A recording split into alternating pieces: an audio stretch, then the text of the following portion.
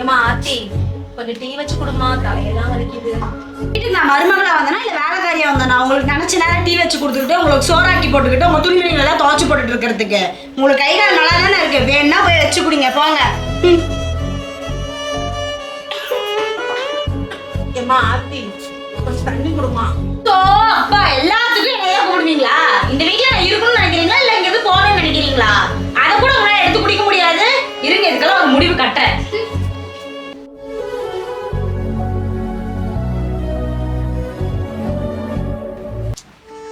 என்னடா திடீர்னு இந்த பக்கம்?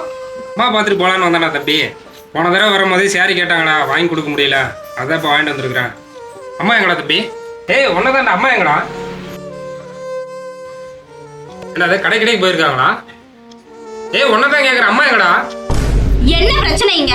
நான் தான் அவங்களை கூட்டிட்டு போய் அனாத ஆசிரமத்துல விட்டுட்டு வந்தேன். எங்க வீட்டுல உட்காந்துட்டு அசிங்கம் பண்ணிட்டு நோயின்னு இருந்தா யார்தான் வச்சுக்குவா? எது வா வீடா? எதுமா வா வீடு? நீ கல்யாணம் பண்ணிட்டு வரும்போது உங்க அப்பா அவன் கொடுத்து விட்டாங்களா? இல்லை அவன் புருஷன் மாங்குன்னு சம்பாரிச்சு கஷ்டப்பட்டு கட்டினானா? எங்கள் அம்மா அப்பாவும் கஷ்டப்பட்டு வெயிலையும் மழையிலையும் கஞ்சோ கூழ குடிச்சு கஷ்டப்பட்டு கட்டின வீடுமா அது?